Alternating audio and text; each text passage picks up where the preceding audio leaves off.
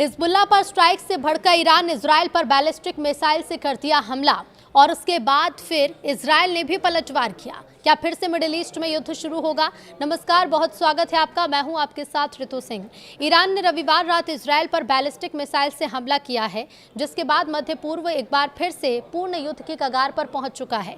पिछले 2 महीने से जारी युद्ध विराम के बीच इजराइल पर ईरान का यह पहला हमला है। ईरान का मिसाइल हमला इजराइल के बेरूत पर एयर स्ट्राइक के ठीक बाद किया गया। इजरायली सेना ने बताया कि उसने ईरान से दागी गई मिसाइलों का पता लगाया और तुरंत एयर डिफेंस सिस्टम को एक्टिवेट कर दिया।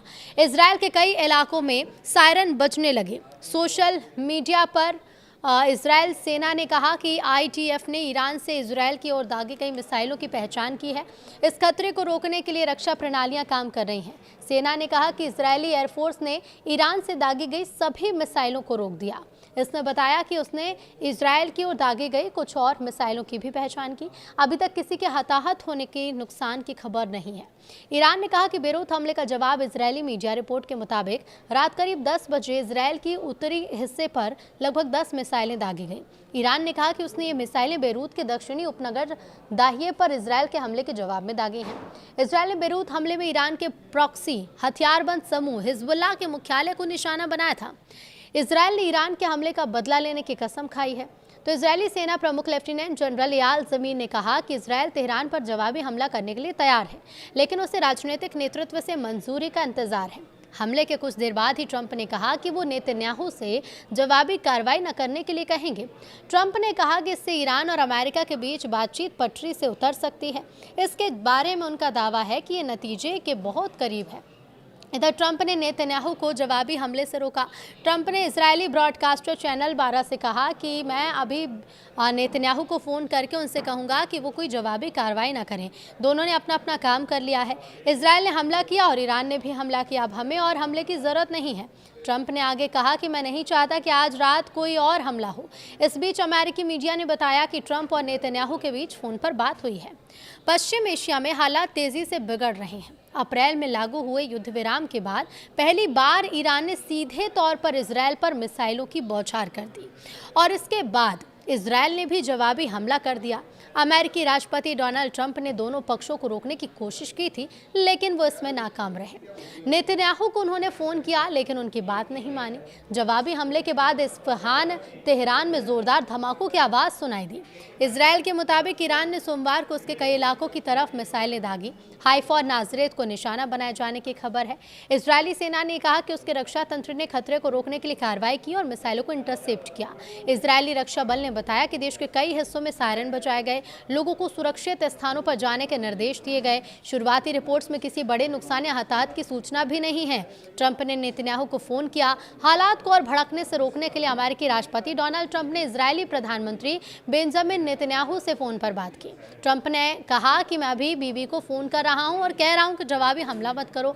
दोनों हमला कर चुके हैं, हमें एक और हमले की ज़रूरत नहीं है। अगर बीबी फिर हमला करते हैं तो ये सिलसिला अगले 47 साल या 3000 साल तक चलता रहेगा। एक न्यूज़ चैनल से बातचीत में ट्रंप ने ईरान को भी संदेश दिया। उन्होंने कहा कि तुमने अपनी मिसाइलें चला दी, अब काफ़ी है। बातचीत की मेज़ पर लौटो और समझौता करो।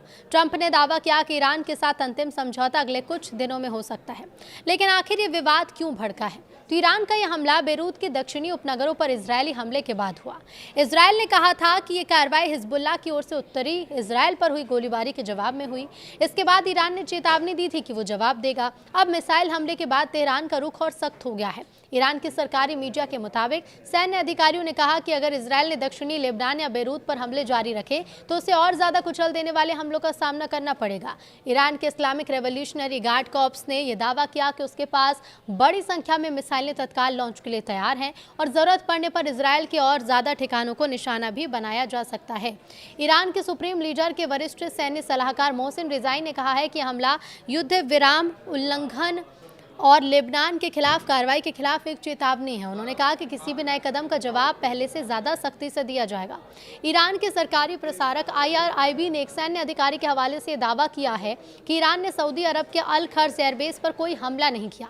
अधिकारी ने कहा कि ईरान ने एक भी हमला नहीं किया।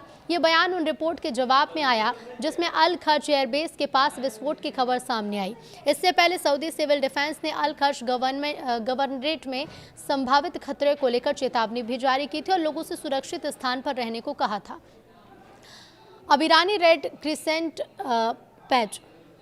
इजरायली हमलों के बाद अलर्ट पर है ईरानी रेड क्रिसेंट। ईरान इजरायल युद्ध में लगातार देखिए ताज़ा हवाई हमलों के बाद ईरान की रेड क्रिसेंट सोसाइटी ने यह कहा है कि उसकी सभी आपातकालीन और राहत टीमें पूरी तरह से अलर्ट मोड पर हैं। संगठन ने एक बयान जारी किया, कहा कि रैपिड रिस्पांस टीमें, लॉजिस्टिक्स और राहत सुविधाएं, मेडिकल सेंटर और फार्मेसी किसी भी आपात स्थिति से निपटने को तैयार हैं और जनता को सेवाएं दे रही हैं। रेड क्रिसेंट ने लोगों से फर्स्ट एड किट तैयार रखने और किसी भी प्रभावित क्षेत्र से कम 100 मीटर दूर रहने की अपील भी की है। तो वहीं इजराइल के एक चैनल की रिपोर्ट के मुताबिक मध्य इजराइल के कई इलाकों में सायरन बजाए गए हैं। रिपोर्ट्स में कहा गया है कि गुश डैन क्षेत्र और यरूशलेम समेत कई स्थानों पर अलर्ट जारी है। ये चेतावनी ऐसे समय में आई जब इजरायली सेना ने यमन की दिशा से एक मिसाइल दागे जाने का दावा किया। सुरक्षा स्थिति को देखते हुए इजरायल ने अपना हवाई क्षेत्र अस्थायी रूप से बंद कर दिया है। इसके साथ ही बता दें कि फिलहाल अधिकारियों की ओर से किसी नुकसान या हताहत की जानकारी नहीं दी गई है। सुरक्षा एजेंसियां हालात पर नजर बनाए हैं और लोगों को निर्देशों का पालन करने को कहा गया है। तो वहीं इजरायली सेना ने दावा किया है कि यमन की दिशा से इजरायली क्षेत्र की ओर एक मिसाइल दागी गई है। सेना के मुताबिक खतरे का पता चलते ही एयर डिफेंस सिस्टम को एक्टिव कर दिया गया और मिसाइल को रोकने की कोशिश की जा रही है। इजरायली सेना ने अपने बयान में कहा कि रक्षा प्रणालियां इस खतरे को इंटरसेप्ट करने के लिए काम कर रही हैं। फिलहाल स्पष्ट नहीं है कि मिसाइल को सफलतापूर्वक मारा गया या फिर नहीं, इससे किसी भी तरह का नुकसान हुआ या नहीं। ये घटनाक्रम ऐसे समय में सामने आया है जब इजरायल और ईरान के बीच सैन्य तनाव लगातार बढ़ रहा है और क्षेत्र के कई मोर्चों पर संघर्ष की स्थिति भी बनी हुई है।